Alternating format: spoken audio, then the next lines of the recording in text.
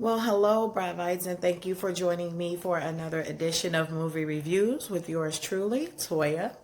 And I wanted to review The Joker. I gave you guys time to get out and see it. It's been out for a while now. And so I didn't want anyone to be upset about spoilers from the movie. And I also wanted you to go and see it first so that we can have a perspective that we can discuss.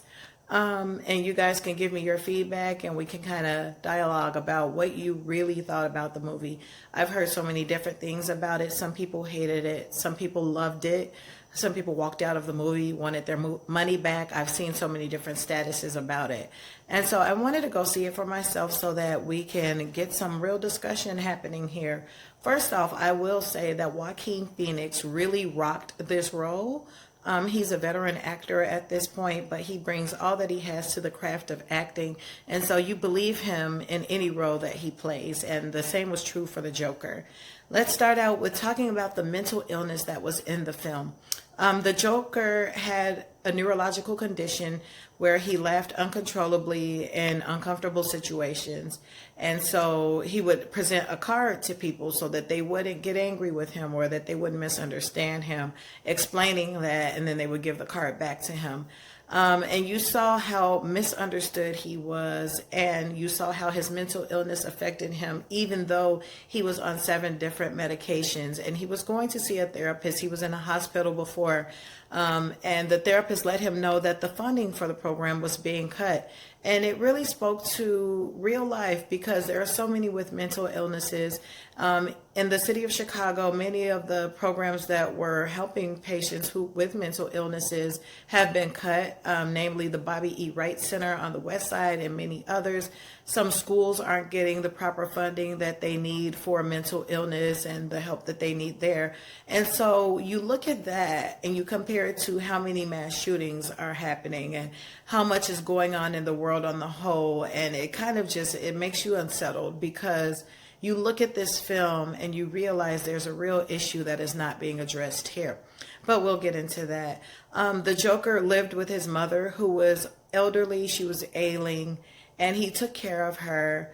And he just did everything that he thought was right, and he just could not catch a break.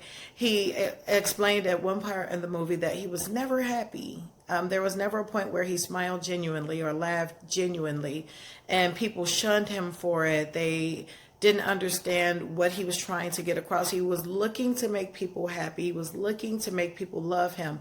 And so if you look at Heath Ledger's rendition of the Joker in The Dark Knight, you understand that those were the tears of the clown, but the clown had not yet fully been conceptualized at this point. It just gave so much context and background to the character that you really understood why he was the way that he is.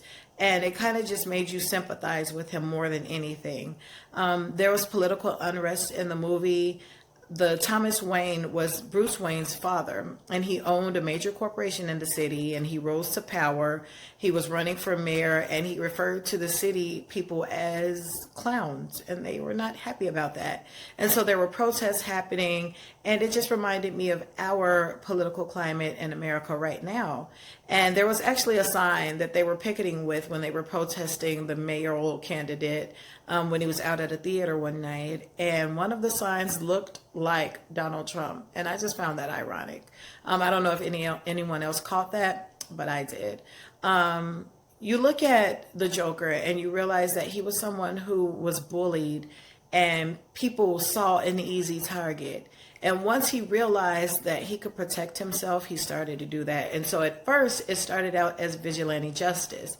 And you kind of felt like he was protecting others from going through what he had gone through and from hurting other people. But it snowballed quickly into him just attacking people.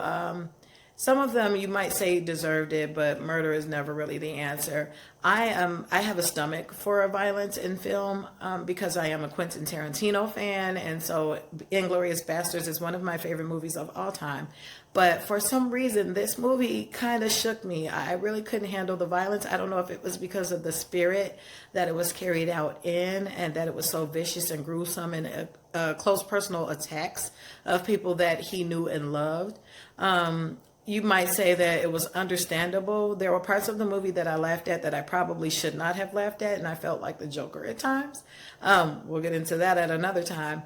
But, you know, there were so many elements in the movie that just made you feel a way for the Joker. I was sympathetic towards him at a lot of points. But I kind of thought it was comical too. I don't know how you work in that much blood, gore, violence, and anger and laugh, but I did. So that was something that I took away from it. But overall, I really thought that the movie just really gave a lot of background to the Joker. He is someone that I never knew I needed to understand. And I really did understand him. I really did get his background and why he felt the way that he felt, why he did the things that he did. And, you know, mental illness is real. And he created an entire relationship. This is going to be funny for me especially, but he created an entire relationship with his neighbor. And he took her places with him in his mind. And it was to the point that the audience was reeled into it because we did not know that it wasn't real at certain points until it was finally, of course, revealed that that was not a real relationship. And so you just never know who you're walking past on the streets that is going through these same things, that is feeling these same things, and you don't understand why they're feeling those things. So it pays to be compassionate. It pays to be understanding with people, but it also pays to be vigilant and to make sure that you understand and are aware of your surroundings, because it doesn't take a lot to be a target sometimes, unfortunately, and you don't want to be caught on the wrong side of right. We saw another veteran actor in this movie in the way of Robert De Niro, and he was incredible, even though he had snippets here and there. He's just such a great actor that he brought so much to the role. But, you know, his exit from the movie was pretty hard for me to take. And there was just, you know, the supporting cast was really good, but Joaquin Phoenix shined through and just stole the show. For him to be able to pull so much out of this character says so much to his research in the role and just what he was going through personally, probably. You just never really know what people are dealing with on a day-to-day basis. He was really seeking happiness, but when he found that society frowned on the things that made him happy or frowned on the way that he wanted to make people happy, which was not at all bad at first, then a switch went off and he found joy in the most heinous acts and crimes. And the thing about it is he had a major support system. There were so many people who loved what he did, that were fans of his work. And that's why he was able to get away with so much over the years. When you see what he became in Heath Ledger's character and other characters that play the Joker, you see why he was able to get to that point, because no matter who you are, what you think, what you believe, there's somebody who feels, thinks, and believes those same things. And so there's strength in numbers, and we don't want to give strength to the wrong thing. Overall, I would give this movie 5 spotlights. I can't lie, I so enjoyed the movie. It was really incredible. I will probably go back to see it again. It was majorly unsettling, so if you don't like violence, if you can't handle your sympathetic system can't handle the sadness or the anguish that people go through and aren't understood, then you probably should not see this film.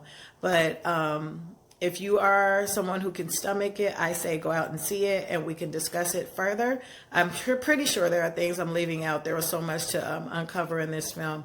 But do go and see The Joker today and come back and let me know what you think, what your opinion is. And I'm happy to discuss it with you in a respectful manner. So that's been the review with Toya for The Joker. Let me know what you think in the comments. Like, share, subscribe, and I'll be talking to you soon. All right. Bye.